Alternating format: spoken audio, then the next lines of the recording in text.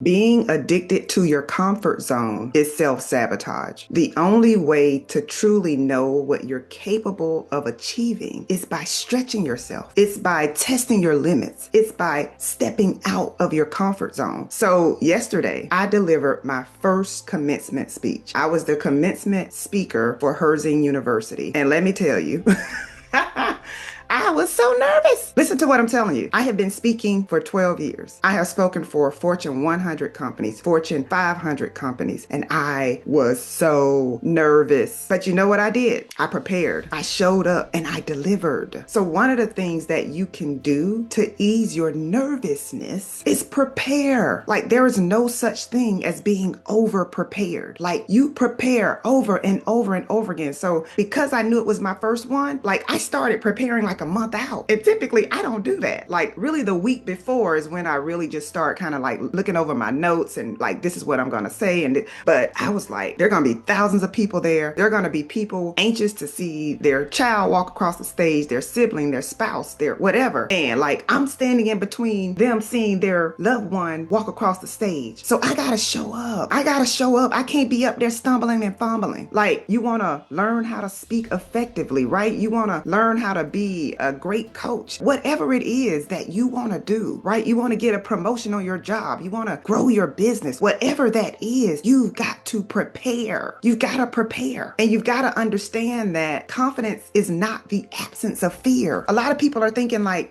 confident people never get nervous. That's not true.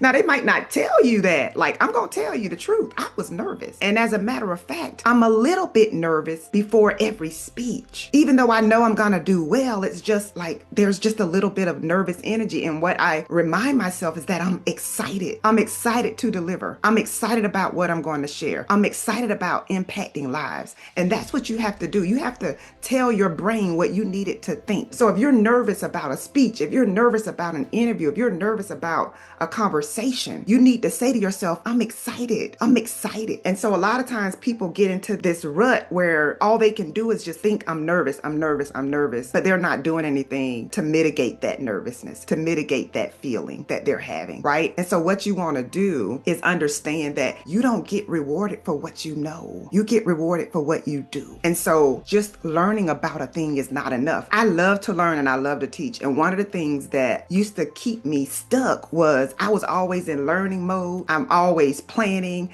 I'm always researching. I'm always feeling like, okay, I need to know more before I can actually step into this thing. Like before I wrote my first book, I was researching. I was reading about how to write a book, how to do this. Like, do I need a coach? Like I had all of these thoughts because I was nervous about putting my work out there. I was procrastinating. I was self-sabotaging. And so what I want you to understand is, yes, you want to research. Yes, you want to learn as much as you can learn, but you also need to take action. You can learn and take action at the same time. So you learn for an hour, you take action for 2 hours. You got to be willing to start before you feel ready, because the truth is, if left up to you, you might never feel ready. I was sharing this. I spoke for the North Carolina Providers Conference, and I was sharing with them how many of us, we have so many receipts. We have years of experience in our field, yet we're timid, yet we're struggling with imposter syndrome. Like you got to stand on what you know. You got to own your brilliance, right? Getting into what I shared at the commencement yesterday. You got to own your brilliance. You got to walk into that room, not with fear, not with doubt, but you got to walk into that room saying, you know what? I belong here. I belong here. I deserve a seat at the table. I deserve to be the speaker. I deserve to be the coach.